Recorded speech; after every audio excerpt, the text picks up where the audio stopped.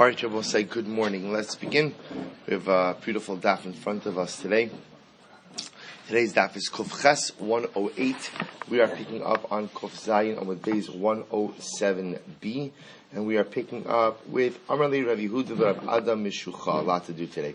So we are 4 lines up on Kuf Zayin on with base from before the lines get wide. So about 2, 4, 6, 8, 10, 12, about 14 lines up from the bottom of the page. So it says the Gemara, Amli Rav Yehuda Rav Ada Mishucha. So Rav Yehuda said to Rav Ada, we'll say Mishucha means a land surveyor. A land surveyor. So he says, Lo tizalzel b'mishchasa. Do never go ahead and take liberties, or literally don't take lightly your responsibility to survey land. Why? In other words, what he's saying is, if you're a land surveyor, make sure to try to be as exact in your work as possible. Why? They call porta or porta, because I'll say sometimes if you're surveying land, you think to yourself, what does a couple of inches over here mean, or a couple of feet over here? What's the big deal? Because understand, when it comes to property, every little bit of land, called porta or porta, chazi likurkama rishka. You could always use it to plant saffron. In other words, that what Rabbi Yehuda was saying was, every piece of land, every piece of property, every piece of real estate is worth money. Because even the smallest parcel of land could be used for something. In this case over here, he's saying saffron, which happened to be a high-end plant that could yield its owners a lot of money. Okay, so it says the Gemara, so we'll say, now we're going to get into some of the the laws of land surveying. I will say, actually, this is fascinating, because what you're going to see over here is, this Gemara is the precursor to the halachas of setbacks, right? Meaning when you go ahead and you have to build. So you know again that depending on what you're building, there are certain laws. You have to set back your property from property lines. So you're going to see over here, this is amazing. This is amazing. So says the Gemara, so Amrlei, I'm Rav Yehuda Rav Adam Mishucha. Last short line. So Rav Yehuda again said to Rav Adam the land surveyor, Dalit Amos Da'anigra Zilzul Buhu. The 4 amos that are by Anigra, we'll say, is an irrigation canal. So those 4 amos, so what we're going to see now is that what we say is the 4 amos next to an irrigation canal, nothing should be planted on it. That area should remain as open area. So zilzul. Now zilzul means that don't be so meticulous with the amount. Now look at Rashi. Zilzul bahen al tidaktek bahen laharchivan. Meaning, you don't have to be exact in terms of, meaning you don't have to measure it exactly. It's okay just to guesstimate with that amount. Da'anara, first wide line. But when you're going ahead and you're measuring, the setback, so to speak, the open space next to the river, lo timashchenu klal. Do not go, look at Rashi, lo timashchenu klal. Ela ba'omed hadas tanichenu kadei sheyiyu nikarim la'inayim shein shlemos u'rechavos. So essentially what Rabbi Yehuda was saying is the following. When you're measuring the Dalet Amos setback for an irrigation canal, you don't have to be so exact. Meaning if it's Dalet Amos, fine. If it's a little bit less, it's okay also.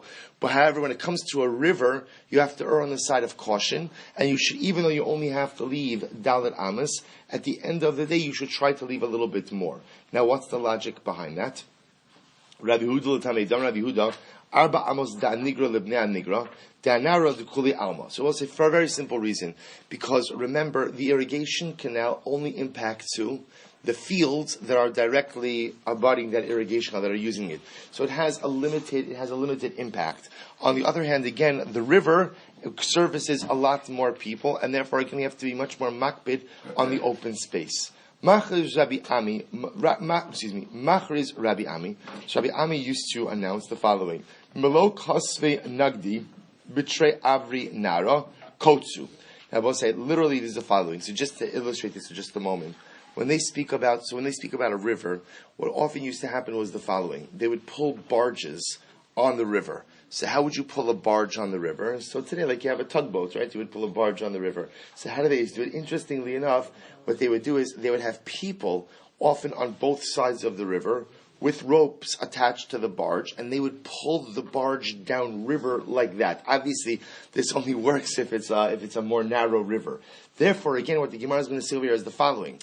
every river, you have to make sure that there is a clearing on the side of the river for enough space for the bargeman to go ahead and pull the barge downriver. It's amazing just to see how it works. So we'll say this is an issue over here. Now, by the way, what's the chiddush? The chiddush, as we'll see, is it's possible that somebody owns waterfront property. Right? I own waterfront property. I don't own waterfront property. Right? But if I were to own not that there's anything wrong if I own waterfront property.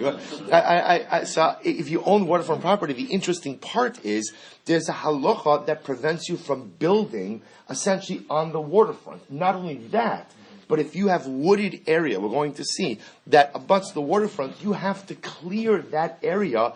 Because again, since the river is Rosh Hashanah, since everybody needs to use the river, so along with the usage of the river comes the usage of, we'll call it, for lack of a better term, the banks of the river. See, even though again, this is perhaps might be privately owned property, my rights essentially are yielded to the rabbim, are yielded to the public. It's fascinating. So therefore, again, says the Gemara, you have to clear a path, the width of the shoulder width of the bargeman on both sides of the river. So you have to, kotsu means you have to go ahead and you have to clear that area from trees. Rav Nassan bar Hoshia, kas shisar amsa. So let's listen to this. Rav Nassan bar Hoshia ordered that 16 amos be cleared right next to the river, which is a lot of space. Asu halei b'nei mashrunya dafnu. So listen to this. So the people of b'nei mashrunya, the people of Mashrunya, that was the city, came and they beat up Rav Nassan bar Hoshia. Tough crowd. Right? So they went ahead and they beat him up because they felt that he was taking too much of their property. Now, why did he clear 6 ounces? So let's remember again, the Gemara just said you have to clear the shoulder width of the bargeman, which is essentially another way of saying there has to be enough room for the bargeman to be able to walk. Yet he cleared 16 amos. Who's Savar Kirish Sarabim? So we'll say, where does 16 amos come from? We remember from our Shabbos days, 16 amos is the shear of a Shusarabim. That's the width of a public domain. And that's why he cleared that amount. Velohi, Hassam Ba'inan Kulihai, Hacham Yishum Amtuchi Ashaleyanhu, Kemalekafsi Nagdi Sargi. So we'll say, by Shusarabim, you need a much wider area. Why? Because the mice, you need room for pedestrian traffic as well as vehicular traffic. When I say vehicular, I mean like wagons. Over here, by the edge of the river, all I need is enough space for the bargeman to be able to walk. Rabbi Barafuna Havilu Ahu Abba Aguda Dinara. Rabbi Barafuna had a forest that abutted the river. Amru Le Nikots Mar. So they asked, so the townspeople, or what they're called the public works people, asked Rabbi Barafuna, can you please clear your trees? Meaning, can you please clear your trees that are next to the river? So Amr Lahu, Kotsu Ilai Betasai, Vahadr Nikots Ana. So to which Rabbi said, you know what? When the people upstream and the people downstream clear their trees, I'll clear my trees. In other words, my trees are only meaningful if everybody in front of me and in back of me, upstream and downstream, clear their trees. But if they're not going to clear their trees, I'm not clearing my trees. So this is actually amazing. So the Gemara says, Hechi Avidhachi. But Rabbi, how can you say that? V'haksiv, his kosheshu v'kashu. Yet the pasuk says, it will say in Safanya, his kosheshu v'kashu, search within yourself and then search within others. What does it mean? Ravo said it's a very profound yisod. Va'amrei shlakish kishot atzmecha va'achar kach kishot achirim. Ravo says this is an incredible yisod because too often we're a bit too judgmental in life. Sometimes the most important thing is first search, judge, and rectify yourself, and then you could go ahead and search, judge, and help to rectify others. So Rabba, no, you have an obligation to clear your trees. What does it matter what the people upstream or downstream do? So the Gemara says, Hassam Abba debay parzak rufila haba. So also what Rabbi was concerned about was the following: that a little bit, I don't know if this probably upstream, was the parzak. Parzak, the Persian governor, had an estate there, had a waterfront estate. Va'amar I kaitsu kaitzina v'ilo kaitsu ama ikitz. Rabbi felt that this Persian governor Parzak was not going to clear his trees. He wasn't going to do it. So Rabbi therefore said, if he's not going to do it, then what is the point in me doing it? He said, if there's enough room on my side of the river for the bargeman to get by, even with Parzak's trees there, then there's no need for me to take down my trees. Tap of Kofches, Ve'ilo, lo mistagilu. And if there's not enough room on my side of the river because of Parzak's trees, then what's going to happen? The bargeman will go out and pull the barge from the other side of the river. So really what Rabbi was saying is, I'm not trying to be difficult. It's just at the end of the day, I'm willing to take down my trees if taking down my trees makes a difference. But if the people upstream and the people downstream are not removing their trees and the bargeman can't get by, that means they will have already decided to pull the barge from the other side of the river. In which case, again, my tree removal will make absolutely no difference. So the Gemara goes weiter. Rabbi Bar Nachman Hava Ka'azl Ba'arba. Rabbi Bar Nachman was traveling by boat. Chazahu Abba. V'koi aguda dinara. He saw that there was a forest. There was literally a forest that was growing by the bank of the river. So meaning he saw that someone was in violation of the halacha and had not trimmed their trees, had not removed their trees by the bank of the river to allow for the passage of the bargeman. Amar lahu diman. So Rabbi Bar Nachman asked, whose forest is this? Amulei to Rabbi Bar Huna. They told him it's Rabbi Bar Huna's forest. Amulei the Yatsarim v'Hasaganim v'Hasganim Haisa b'Ma'al Azerishona. So he quotes over here the pasuk from Ezra, literally again saying that it was the hand of the hand of the Sarim and the Saganim, the hand of the important people who rebelled first. In other words, that how could it be that the leadership is not following the proper halacha? Amar Lahu Kotsu. So what happens? So Amar Lahu Kotsu. He said to them, cut it down. So let me just get the name straight. Rabbi Barav Nachman was on the boat and orders his guys to cut down the forest of Rabbi Barav Huna. So what happens? Asir Rabbi Barav Huna. Rabbi Barav Huna comes home and what does he find? Ashkechei dekayetz. He finds that his forest has been cut down. Amar man kaitze takutz anfei. The one who cut down my forest, let his limbs be cut off. So Amri Kuli Shani Dira Baravuna Lo Kayim Leizara Le Rabba Barav Nachman. I will say tragically, all of the years that Rabba Barav Huna was alive, Rabba Barav Nachman was unable to have viable offspring. In other words, that was the curse ultimately again of Rabba Barav Huna. Which I will say, you see this theme over and over, where tzaddikim have to be especially vigilant with their words, because the words of a tzaddik, the words of righteous people, carry incredible weight, even sometimes with unintended consequences. So Rabbi Barav Huna gets home, is very upset that ultimately, now again, I will say, remember, these stories are related. Remember again, Rabbi Barav Huna did not cut down his forest. Why? Because remember, Parzak, the Persian governor, wasn't cutting down his. He just felt there was absolutely nothing gained to the general public for taking down my trees. Rabbi Barav Nachman walks in there in the middle. I will say, by the way, there's a lot of important lessons over here. So the other lesson is, very often in life, we walk into the middle of situations. So often we think when we walk into something, I've got it all sized up, right? I know exactly what's going on over here, and we don't. And very often we take action, or we say things, or we make judgments based on what it is that we see, when we don't realize we're only seeing a freeze frame, we don't see the entire story. So Rabbi Barav Nachman orders for the forest to be cut down because he jumps into the middle of a situation assuming he knows the circumstances, and he doesn't. Rabbi Barav Huna acts or reacts in a very sharp way, not understanding or realizing the unintended consequences of his sharp lashon. So very, very strong lessons. So the Gemara goes weiter. Am Rabbi Yehuda, Hakol le'igli gafra. I'm saying this is very interesting. Everyone is obligated to go ahead and participate in what we call the igli gafa. What's the igli gafa? Rashi says, Hakol Mesayin Ligdar Choma Sa'ir Ulahamid Shareha Shleikanis Tzavas Onlir. We'll say everyone in the city is obligated to participate in contributing towards the walls of the city. Actually, literally the gates of the city. So again, the halach is every member of the city has to contribute. Afilu miyasmi. Even from orphans. See, I will say, normally, again, we've learned already a number of times that we don't usually touch the property of Yisomim. However, again, for certain things like the gates of the city, which are of objective benefit for everyone, that we collect even from the Yisomim. Avar Rabbanon lo. This is actually a very interesting Gemara. But we do not collect from the Rabbanim.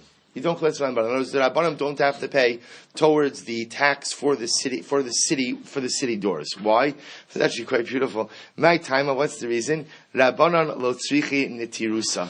Because the Rabbanim do not require the security of the doors.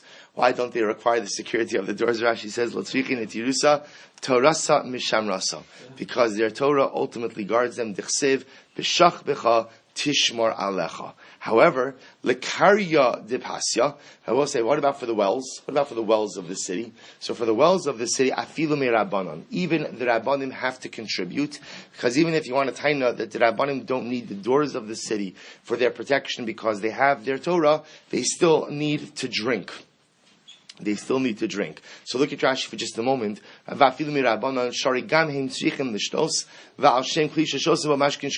So therefore, again, the Rabbanan have to contribute to the wells. However, interestingly enough, when do But that's only true, when do the Rabbanan have to participate? The Rabbanan have to participate financially. Meaning, if let's say they're hiring someone to go out and dig the well. But if the way it's working is that the city people get together themselves to go ahead and dig the well, the Rabbanim do not have to participate in the digging of the well. So the Gemara says, why? Because the Rabbanon lav b'nei mefak ba'achluzaninu. Because it is not appropriate for the Rabbanim to go ahead and participate in the digging of the well. Look at Rashi for just a moment. T'nel nafki bo'achluza, shen yotzin balibatim, Atzman ba'achluza u'ba'lochsia lachbar elagovin mos zochrim polim. So also I said at the end of the day, if the townspeople are collecting money to get someone else to go ahead and hire to dig the well, the Rabbanim have to participate in that financially. But if the townspeople are going out themselves to dig the well, then the Rabbanim should not participate in that digging. Rashi says, Lav b'nei mefek ninu kenai hu lahem. Because again, it's considered to be a lack of kavod, ultimately again for the Rabbanim to participate in the manual labor of digging the well. Fine. Rav Yehuda lekarya dinara tesai misayeya iloi. Well, so listen to this. Now the Gemara is going to get into some very interesting discussions about what happens when you have multiple fields that share the same, essentially irrigation source, share the same river. So literally, Rav Yehuda says the following: lekarya dinara. If the Rashi says over here, lekarya dinara kishemalas sirton v'noflim ba'avanim u'me'akvin merutzas hamayim v'korun u'menakinos lahaver mechsholov. When the river gets stopped up and you have to go ahead and clear debris from the river, who is obligated to participate in the clearing of the river? So says the Gemara, well, it depends. Tasoi misayeya iloi. We'll say if at the end of the day, I'm sorry, I just lost the place over here. Oh, Tisai Messiah Eloi. So literally we'll say Tisai means, good morning, Mr. Schoenfeld. The people downriver, right? The people downriver, go ahead and help the people upriver. Now look at Rashi just a moment. Tasoi Messiah Eloi, Kishal Yomnim Mitaknin, Kinegdan Lemala. I'm sorry, I just said the opposite. When the people upstream have to fix the river, let's say the stoppage is upstream, so what's the halacha? The halacha is the people downstream also have to help. Yesh ha'atachtonim l'sayon. Shemechsholin ha'alyonim ma'akvin ma'imilei, right? Nimsa tikun ha'alyonim ma'ezras ha'atachtonim. So let's listen to this. So therefore, tasoi mesei iloi. When the stoppage is upstream, even the people downstream have to go ahead and help to clear the river. Why? Because they benefit from it. We'll say, as we're going to see essentially, it's a very simple principle. When do you know if you have to go ahead and help with clearing out the river stoppage? If you benefit. Any case where you derive some type of benefit, or again, you are at a disadvantage as a result of this stoppage, then you have to help out, even if the stoppage is somewhere else upstream or downstream. So in this case over here, Tasai Mesayila, yet, Eloi lo Messiah Tasai. Yet I will say, if the stoppage is downstream, the people upstream don't have to help. Why? Because again, that stoppage doesn't impact them. Vichilufa b'maya demitra. And I will say, it's the exact opposite when it comes to runoff water. So you remember again, so what they used to have, I guess we still have it today, is remember roads were made of dirt. So what happens, rainy season, everything becomes muddy as it is. But again, what you want to make sure is that you have runoff, that the water runs off from the Rishus Harabim. So we'll say, so they would have these drainage ditches. So the Gemara says the exact opposite by the drainage ditch. So Lemaisa, again, what did we just say? If there's by a regular river, if there's a stoppage upstream, the people downstream have to help as well, because that stoppage impacts them. On the other hand, if the stoppage is downstream, the people upstream don't have to help. In the drainage ditch, it's just the opposite. Look at Rashi for just a moment. About v'chilufa b'may demitra kigon be'ir shamayim kashim laharbos titul kalkelas hadrach va'osam charetz b'morad lord amayim chutz leir in this kalkel hacharetz keneget hatachtonim. So we'll say in this case, if let's say the stoppage was, we'll call it downstream in the drainage ditch, then in that case the upper ones do have to help. Why? Because remember, it'll flood back. On the flip side, if the stoppage is quote unquote upstream of the drainage ditch, the people downstream don't have to help. Why? Because it doesn't impact them. Again, it's a very simple klal. Tayin al-hachir that supports this. Chamesh ginos hamistakbos b'mayim imayon echad. We'll say if you have five gardens, 5 fields, who are all fed from the same stream, they're all irrigated from the same stream, then iskalkel ha-ma'ayon, and the stream gets stopped up. Kulam metaknos im ha'elyona. Everyone has to go ahead and help if the stoppage is upstream. Because remember again, if the stoppage is upstream, everyone is impacted by that. Nimseis ha'tachtona metakenes im kulam. So we'll say, it turns out then what? Then the guy who's all the way downstream, he will always have to help everyone else with any kind of stoppage. Umetakenes li'atzma. Yet, interestingly enough, no one has to help him when the stoppage is by him. Right? Because remember again, if the stoppage is all the way downstream, let's say by the last field, the only person that impacts is who? Is that particular individual. So too, if you have 5 chatzeros who all allow their runoff water to drain into one drainage ditch, v'niskalkel habiv, and something happens, there's a stoppage in the drainage ditch, kulan mitakonos imatachtona. So we'll say, so remember again, this is just the reverse. Everyone has to help with the stoppage that's downstream. Because remember again, if there's a stoppage downstream, then what happens? There's a backup, it's flooding. Nimtzeis, hell Yomi mitakenes im kulan. Therefore, we'll say it turns out that the guy who's all the way upstream has to help from the drainage ditch, has to help with everyone else. And yet, umitakenes latzma, yet when the stoppage is by him, he's got to work alone, meaning no one has to help him, he's on his own. Amr Shmuel, Hai man da achzik beraksa dinara chatzifa. Well, so listen to this. Chatzifa havi. So a person who goes out, look at Rashi. It's the second wide line in Rashi, end of the line. Hayman da'achzik beraksa denara b'shani aparsa. This is actually a very interesting halacha, or very halacha concept.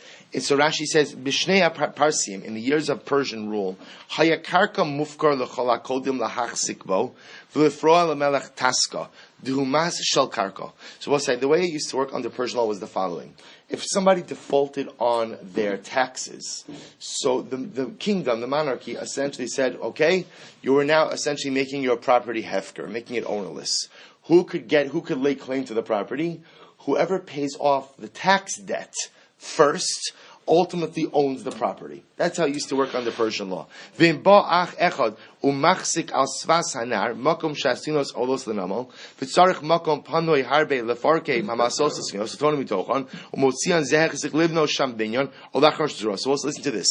a guy comes along and says, he takes property that became hefker because the previous owner didn't pay his taxes. He pays the taxes to the Persian authorities, and now the land is his. And what does he do? He begins building a house right on the riverbank, right waterfront property. Now, both say, remember, this is going back to our previous discussion, where we discussed the idea that you have to leave open space by the bank of the river. So if somebody does this, Rabbi say, chatzifa havi. It's chutzpah, meaning it's terrible chutzpah to do this, because ultimately he's making things complicated for the general public, but saluke lo mesalkinole. But we don't really have the ability to remove him. We don't have the ability to remove him. Rashi says over here about saluke medina lo mesalkinole. We don't really have the ability to stop him from doing it. But listen to this: v'ha'idna dekakasvi parsoi kani lecha ad mali tzabari susei maya. So also listen to this. But now the Persians instituted an interesting rule that when you went ahead and you bought waterfront property, this is actually quite interesting. That came with water rights as well. So if I bought waterfront property, not only do I own the property, but literally I own the water up to the point, to the depth that it goes up to my horse's neck, which is very interesting. So let's say, so again, Admali, look at the Lashon over here. Admali tzavari susei maya. Until ultimately, again, I get up to the neck of my horse. So then in that case, salukina misalkinale, we would have the ability to remove the individual. So we'll say, so what's happening over here? Take a look at Rashi for just a moment. Va'idna de kasev parsoi. We'll say it's 5 lines in and the wide lines in Rashi. Va'idna de kasi parsoi. La'osan halok in sados shal sasanar. Kani l'chasad atochanar. Ad melot savasus. Va'lochin godrin gediran. Rachok minanar. Eshelo lekalkilas mokom harabim. So we'll say, listen to this. So what, according to Rashi, what the Gemara is saying is the following. If somebody bought waterfront property, and let's say they did the right thing, what they did was, although they own the property into the water, Lemaisa, again, they go ahead and they put their fence further back to leave room by the bank of the river for the bargemen, right? For the use of the river. And someone else comes along and decides to build something on that property. So again, I will say, that person will be called a squatter. That person will be ejected from the property. If you time is 1 second, the property line is back there by Ruvain's fence. We say, no, his property line is not there. His property line actually extends all the way into the water, and you're building on here illegally, in which case you'll be able to remove the individual. Amarav. Now we get into a very interesting discussion. Let's say I come along and I purchase a piece of property in between 2 brothers or in between 2 partners, right? So Reuven and Shimon are brothers. Reuven and Shimon are partners. They have 2 fields, and in the field there's a 3rd field right in the middle of them. I come in, I buy that middle field. So we'll say, says the Gemara, Chatzifa havi, it's incredible chutzvah, but saluke lo misalkinole. But we will not go ahead and remove him. So we'll say, so why is it chutzvah? So it seems to be what the Gemara is saying over here, is that lemaisa, again, because this is adjoining property, those brothers or those partners should have first rights at that property. We're going to discuss it in just a moment. Rav Nachman says, no, nami misalkinon. No, we can actually remove the purchaser from that property. When we say remove the purchaser, essentially what that means is we could force him to sell to one of the brothers or to one of the partners. So says the Gemara, well, what's going on over here? What's going on over here? V'im yishum, so the Gemara says, I'm sorry. V'im yishum dina de bar metzra lo misalkinolai. But I will say, this is not a din in bar metzra. Now I will say, remember, what is bar metzra? Bar metzra essentially means that if I own property and the field next to me, right, Reuven is selling his field next door to me, there's a halacha of essentially a right to first refusal. That I, as the neighbor, should have the first opportunity to go ahead and purchase that property, because that property represents a unique opportunity for me. Why? Because I will say there's only 2, right? Well, I guess there's up to 4 other options to buy contiguous fields to your own. Therefore, this offers a unique opportunity for me, and therefore I get the right to first refusal from a halachic perspective. So Rav Nachman says, in this case over here, where I buy a property in between 2 partners or 2 brothers, ultimately, again, I should be removed, but it's not a din in bar metzra. Why? What's going on here? Look at Rashi. Rashi says, "V'im yishum din de bar metzra, im einon lo achim v'lo shutfim." Ela mikoach matzronos ba'in ala machzik ve'omrim anu hayinu mitzapim lakachta she'anu tzrichin lekarka v'tov l'chol echa liknos b'samachlo v'lo likach b'china makom acher lo misalkin alei d'lo ichpas lan dina de bar metzra klas. So also, Nachman seems to be saying over here, the reason that we will remove me is because I have interfered in the possibility of brothers consolidating a familial area, or for partners consolidating a contiguous business plot. That's why we remove me from that middle lot of land. But if it's a din of bar metzra, if that's what Rav Nachman says, no, I'm not worried about bar metzra for reasons that we will discuss. Nardoy Omri, we'll say first wide line Kuf Chesam Adal. Nardoyim say, Afilu mishum dina de bar metzra misalkinalei. No, the Nardoyim say in reality, we absolutely will remove the individual because of the din of bar metzra. Because Rabbi say the halacha is that one of those partners, one of those brothers, should absolutely be given the first right to go ahead and purchase that property. I essentially swooped in there, not illegally. illegally, it's not illegal, but inappropriately. Therefore, it's only appropriate that I cede that land. And again, I don't have to give it, I could sell it, of course, to one of the brothers, one of the partners. Mishum shenemar va'asisa hayashar v'hatov be'enei Hashem. Because the pasuk says, "You shall do that which is straight and that which is good in the eyes of God." I will say, by the way, this is the concept of dina debar metzra. The idea that I should allow someone who lives next door to the property to buy the property is a din of va'asisa hayashar v'hatov, is a din in yashrus, and a din in appropriate conduct. Take a look at Rashi. Va'asisa hayashar v'hatov davar shi'ata nechsar kolkach. Because we'll say if I'm buying land, so I don't buy this field, I'll buy a different field, meaning from me, who's the outside purchaser. So although this might be a nice piece of land, there are other properties to be bought as well. So we'll say, so again, essentially if I could give up this right and allow the neighbor to purchase the field, and I can purchase a field elsewhere, then so what? I should yield that. Shabbos already gives us a window. We're going to get into this a little bit more, that the halacha of bar metzra essentially applies when there's no real loss for me, the purchaser, to walk away. Right? So meaning if I can get a field here, or I can get a field a mile away, and it doesn't make any real difference to me if it's here, if it's a mile away, then the halacha is give the rights to the neighbor. But we're going to see where this particular purchase represents a qualitative advantage for me. The halacha of bar metzra will not apply, as we'll see.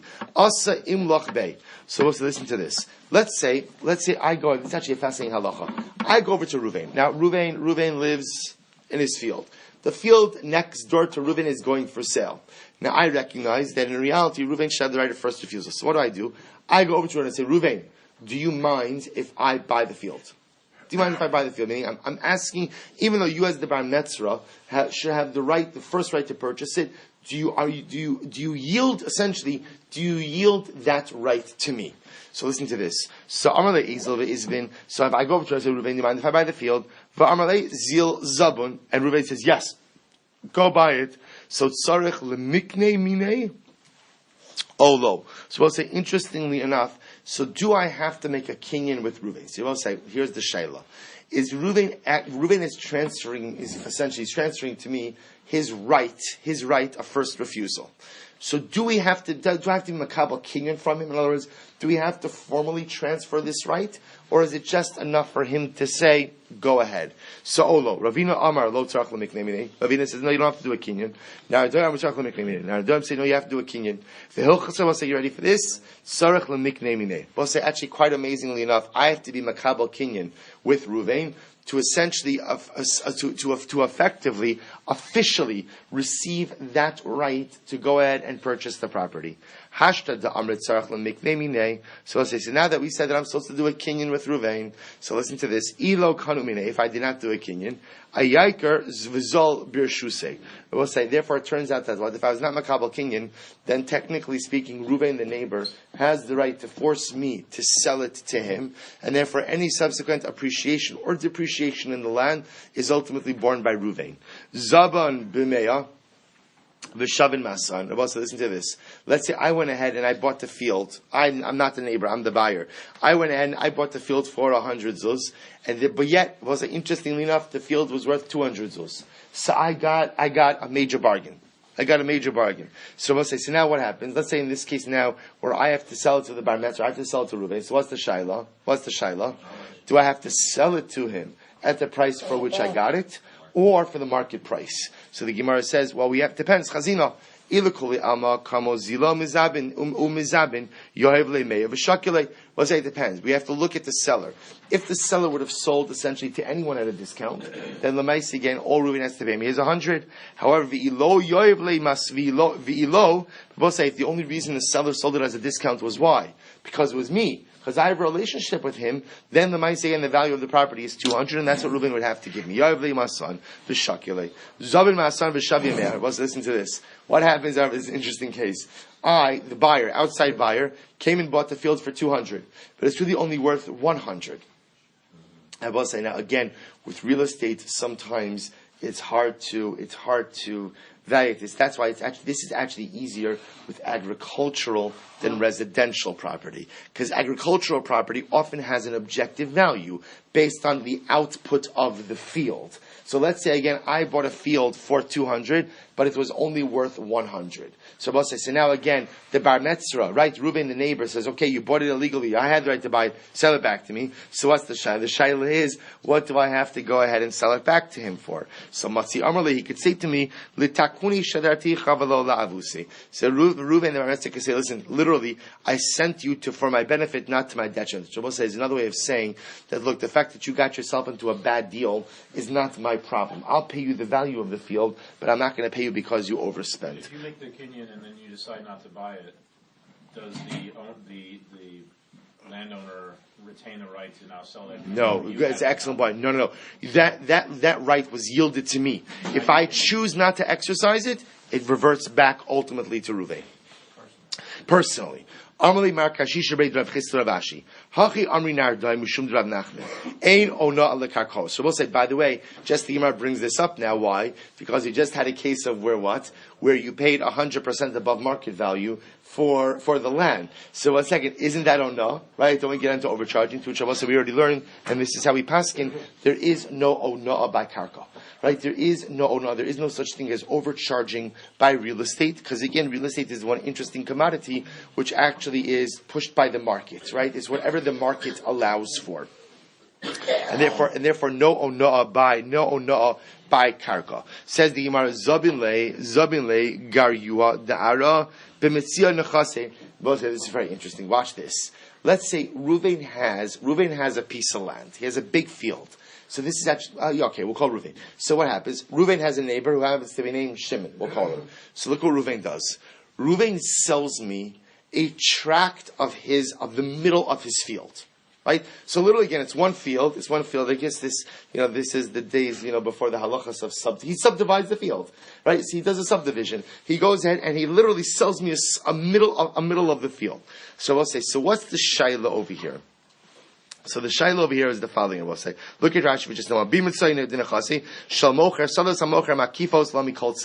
So we'll say. So the issue over here that we're concerned about is the following: is this a subterfuge? Meaning, is there a little bit of funny business going on over here?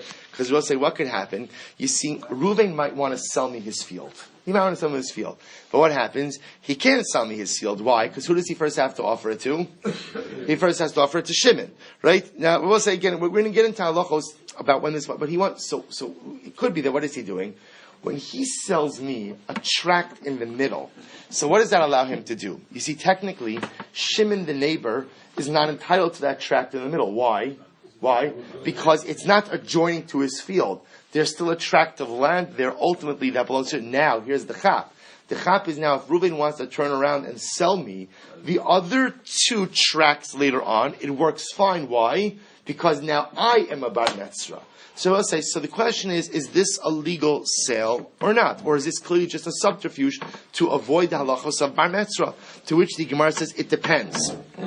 Zabin lei giruya da'ara b'metzia nechase. If Reuven sells me giruya b'osim, literally means like a measure, a tract of land in the middle of his property, chazina. So we look at the following: I edisi iziburisi zabina zavina. We'll say, since the tract of land is qualitatively different than the rest of the land, meaning let's say that middle tract is either higher quality or lower quality, so it's dramatically different than the rest of the field, then I understand how that field could be reckoned on its own. V'ilo, I will say, v'ilo irume kama. But I will say, if that middle tract is no different than the rest of the field, then what? Then this is clearly just harama. That this is just a subterfuge, and it would be in a legal transaction. Says the Gemara, matana less mishum dina de bar metzra. We'll say the halachos of bar metzra do not apply to a gift. Very important halacha. If I gift you something, I do because a gift, Rabbi say, is a different type of transaction. Because a gift is a different type of transaction, and again, we'll say, essentially, what we're going to see here's the operative theme. So bar metzra only applies when the playing field is equal. But if this field represents something unique to someone, then in most cases like that, the halachos of bar metzra will not apply. So for example, Reuven lives next to Shimon. Reuven wants to give me the field as a gift. So I'll say, because that represents a unique opportunity for me, I am not obligated to yield that opportunity to the neighbor. Says the Gemara Vayter, Amar Ameimar, listen to this. But, ikasav le'achrayis, isba mishum dinah d'Bar Metzia. We'll say, watch this.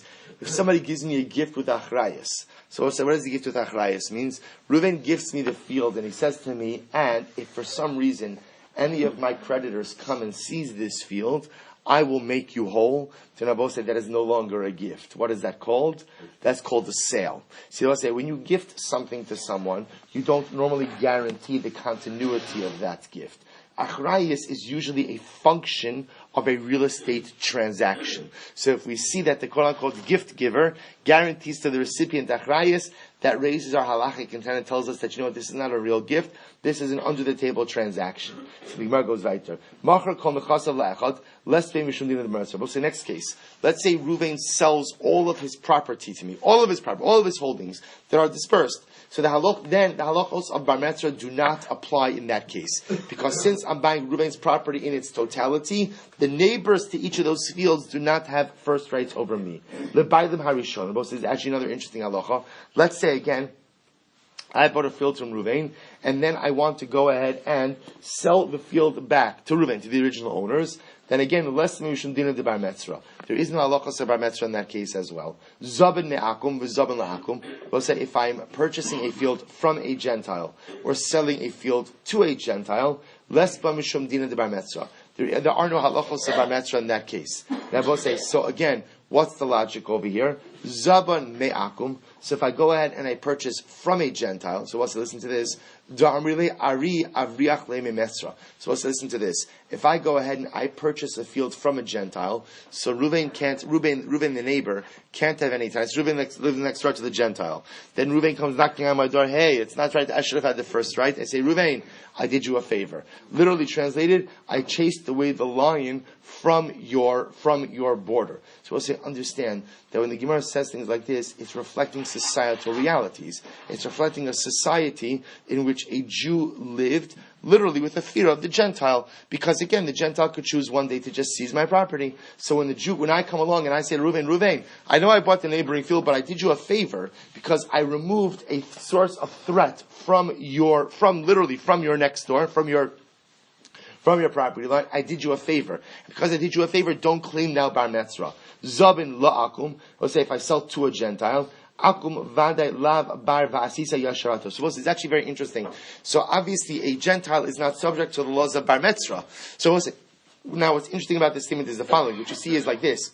Who does the din of Bar Metzia? Who is that din upon? Interestingly enough, that din seems to really be upon the purchaser.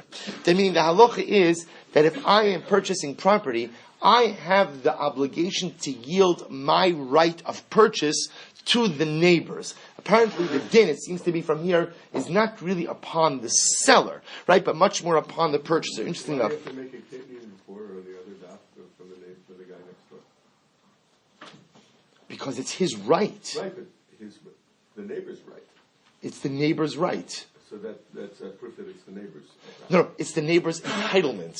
But the shaila is who has the obligation to be vigilant in this halacha. It appears to be that it's much more the purchaser than it is itself. The right to purchase neighboring property is a right that belongs ultimately to the neighbor. The shaila is upon whose obligation is it to exercise or to enforce, right? To ensure the laws of Bar Metzia. So that it seems to be is the potential purchaser, not the seller. Interesting idea. They got the kingdom. Correct. Or it could be the purchaser. It depends. No, in the Gemara's case, it was the purchaser who's getting the kinyan over here. So I go over to Reuven. I want to purchase the field. I'm an outside guy. I want to purchase the field. I want to be makabel kinyan from Reuven the neighbor. Shamute vaday mishamtin ad makabel alei kol onsei da asli machmaseh. Both is actually a very important halacha. So the Gemara says, if I do sell my property to a Gentile, as much as I could say to the neighbor, now, so I move out of the neighborhood, I sell my property to a Gentile, so what happens? I have an obligation to take upon myself any potential losses that my neighbors are going to occur because of the new Gentile owner. So what's another way of saying that if I introduce a potential threat into the neighborhood, I have an obligation to take responsibility for that threat. Pretty amazing. Mashkan, both say, listen to this. Mashkon, collateral. So we'll say, in this case over here, I lent Reuven money. I lent Reuven money. Reuven gave me a piece of property as collateral. Reuven wants to sell me the collateral as a way of paying off the debt. The halachos of bar metzra do not apply there, because it will say, since I have it as a mashkon, I am already the creditor, am already considered to be a quasi-owner. So the Gemara says, my mashkanta. What does the word mashkanta mean? The item already resides with me. In other words, that I am already considered to be a quasi-owner, ultimately again of a mashkon. My nafkamina ladina. So it says very nice that mashkanta is a contraction of two words. Mashkona, the shchuna gabe, that it lives with me. But what's the practical ramification of that? To teach me that if I have possession of a collateral, I need not yield that field to a neighbor. I am considered as if I'm already vested in that field.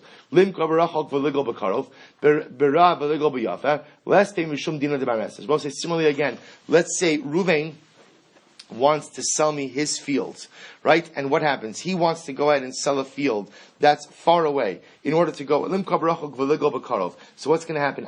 He's going to sell me a field that's far away in order to go ahead and get a field that's closer to him.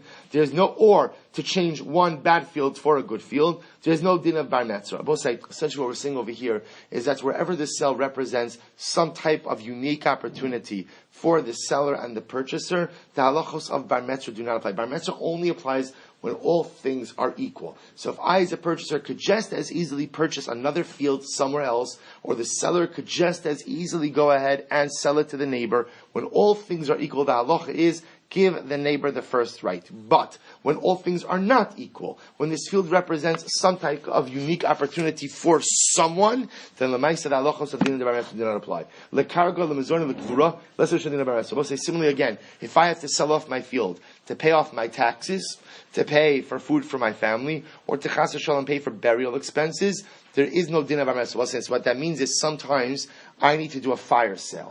Sometimes I need to unload property because I need cash. In those cases, the halacha does not bind me to wait to negotiate with my neighbor. I am permitted to go ahead and offload that property to the first seller interested. Because again, the Nardoim said to pay off your taxes, for food and for kvura expenses, you could even sell property without announcing it. I both say, now what that means is, we've seen over here before, when you sell off the property of Yisomim, you have to be careful to make sure that you get the best price for the property of Yisomim. So what do you have to do? You have to announce the sale for a little bit of time in order to ensure that it generates the maximum amount of interest.